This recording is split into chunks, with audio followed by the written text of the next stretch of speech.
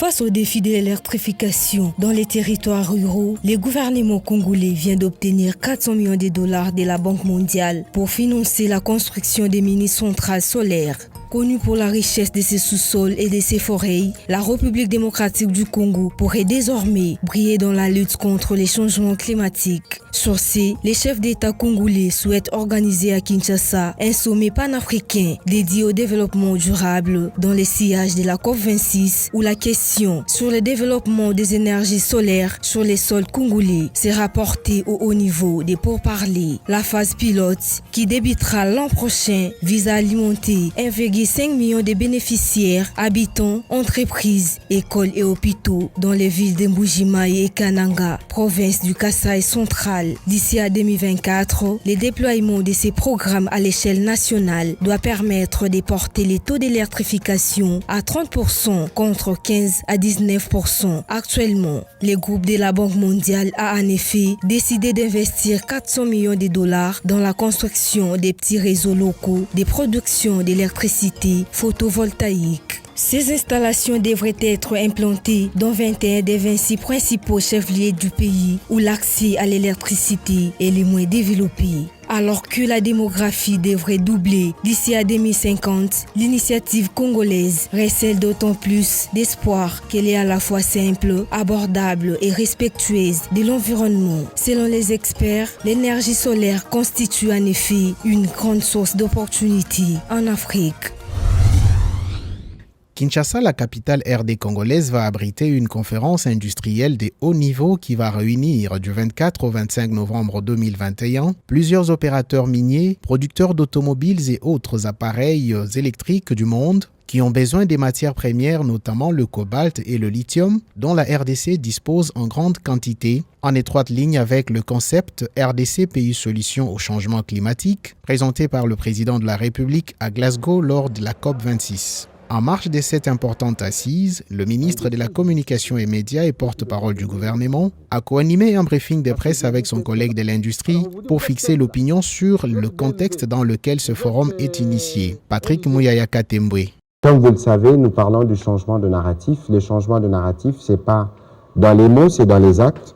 C'est dans ces cadres que nous allons recevoir avec la Commission économique pour l'Afrique des Nations Unies des chefs d'État du continent, des grands patrons de grandes sociétés qui travaillent dans la production de batteries, parce que vous savez qu'aujourd'hui, les enjeux mondiaux trouvent des solutions en République démocratique du Congo. Pour ce qui concerne le climat, nous avons la forêt, mais pour ce qui concerne le batterie électrique, nous avons le cobalt, nous avons le lithium, ce qui justifie l'attrait aujourd'hui de tous ces grands investisseurs en République démocratique du Congo. La RDC doit jouer un rôle de premier plan sur le marché mondial estimé à plusieurs milliards de dollars et contribuer à la réduction des effets du changement climatique. Julien Paluku Kaongia, ministre congolais de l'Industrie, donne d'autres précisions. La RDC se trouve encore une fois être au cœur de cette transition énergétique parce que les matières qui entrent dans la composition des véhicules électriques se trouve être en République démocratique du Congo. Alors, la demande aujourd'hui qui est située à travers le monde d'ici 2025 et 2030 est estimée à près de 145 millions de voitures électriques en 2025. Et à l'horizon 2030, la demande est estimée à près de 250 millions de véhicules électriques. Or, la demande en cobalt va également passer de 130 000 tonnes à 250 000 tonnes. Si nous commençons à transformer les minéraux ici et commencer à vendre les batteries électriques aux utilisateurs finaux, qui sont les Européens, les Américains, les Chinois, eh bien, ça va nous permettre d'être dans ce grand marché mondial qui, comme vous pouvez vous attendre, c'est un marché qui est autour de 8 000 milliards de dollars. Placé sous le haut patronage du chef de l'État Félix-Antoine Tshisekedi, l'objectif global de ce forum est de créer une chaîne des valeurs régionales qui va redonner à l'Afrique son leadership mondial sur le marché des voitures électriques à travers la production des batteries, avec la RDC comme le centre. L'agenda de la DRC Africa Business prévoit aussi un débat sur les défis sociaux et environnementaux de la gouvernance des activités industrielles liées aux batteries électriques. Cette pilule pourrait potentiellement ajouter un moyen de lutte contre la COVID-19 et combattre plus efficacement une pandémie qui continue de faire des ravages. Les laboratoires Pfizer, qui commercialisent déjà avec l'aliment BioNTech, l'un des vaccins les plus efficaces contre la COVID-19, a mis en place une pilule susceptible de prévenir à 89% les risques d'hospitalisation et de décès selon les résultats intérimaires d'essais cliniques. Au nom de Paxlovid, cette pilule est un antiviral oral inhibiteur composé d'une substance chimique qui entre dans la composition bioactive, empêchant ainsi à la protéine du virus de se répliquer. Dans un premier temps, nous pensons que ce médicament ne sera probablement utilisé que pour les personnes à risque. Et l'objectif est essentiellement d'éviter que les gens aillent à l'hôpital ou aient des cas graves. Ce qui signifie que vous devez prendre le médicament dans les jours qui viennent, 3 jours après les premiers symptômes.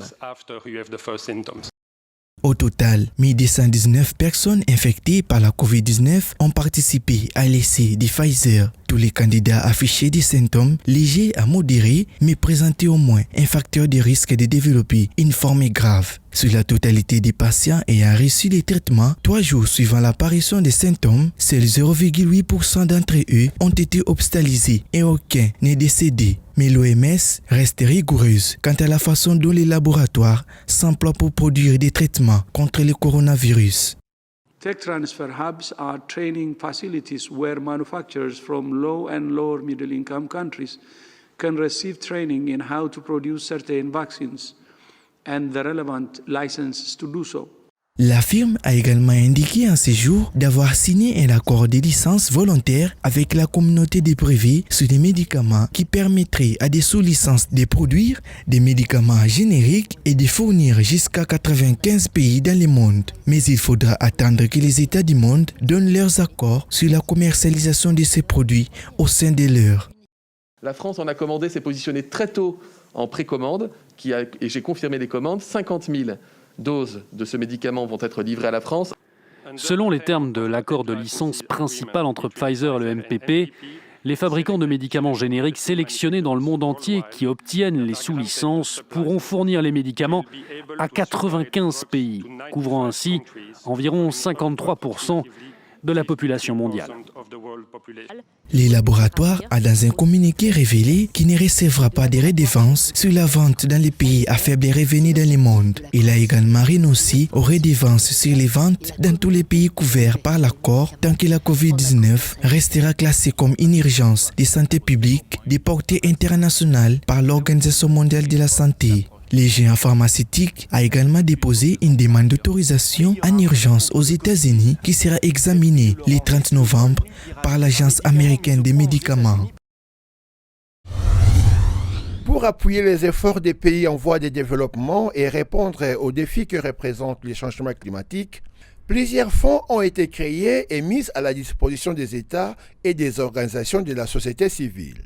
En République démocratique du Congo, le Fonds forestier national a été créé en 2009 pour assurer le financement des opérations de reboisement, d'aménagement forestier et toute autre opération de nature à concourir à la reconstruction du capital forestier sur toute l'étendue du territoire national. Une petite évaluation. Nous avons appuyé quelques projets, notamment pour les enfants des militaires, par exemple, qui ont reboisé 36 hectares au niveau de Camp Tchachi. Nous avons fait du reboisement le long du boulevard avec l'accompagnement de la commune, n'est-ce pas? Et nous avons également appuyé des reboisements au niveau des provinces, notamment au niveau des provinces de Bandundu. Fonds pour l'environnement mondial créé au sommet de la Terre de Rio en 1992, Fonds d'investissement pour le climat créé en 2008 par la Banque mondiale, et le Fonds vert pour le climat créé en 2009 à Copenhague, que ce soit au niveau international ou du Fonds forestier national au niveau local, le but est de financer des projets qui cadrent avec des objectifs climatiques. Malheureusement, pour la plupart des cas, les projets soumis ne répondent pas aux normes exigées par les gestionnaires de ces fonds. Le problème que nous avons, c'est que les projets que nous recevons, pour la plupart, ne sont pas des projets bancables, quoi. Donc, ce qui fait que nous les rejetons et nous recommandons à ceux qui soumettent les projets de pouvoir corriger un peu suivant les modèles en fait, qui est reconnu par les fonds forestiers, de manière que tous ces projets peuvent être financés. Pour combattre cette ignorance et permettre aux organisations congolaises à accéder à ces fonds, des séances de formation et d'information sont organisées à leur intention par plusieurs structures de la place. Nous formons, nous informons aux représentants des organisations pour qu'eux aussi puissent relayer les formations. C'est ça l'objectif idéal pour nous, c'est celui de les armer des connaissances approfondies pour qu'eux à leur tour puissent relayer au niveau de leur base et aussi commencer à postuler pour gagner beaucoup d'argent comme dans d'autres sièges, pour que le pays aussi puisse en tirer profit. Dans la gestion de ces différents fonds, l'introduction des normes communes serait en accord avec le principe de la Déclaration de Paris qui a recueilli l'approbation internationale, puisque tous ces fonds visent à atteindre le même objectif.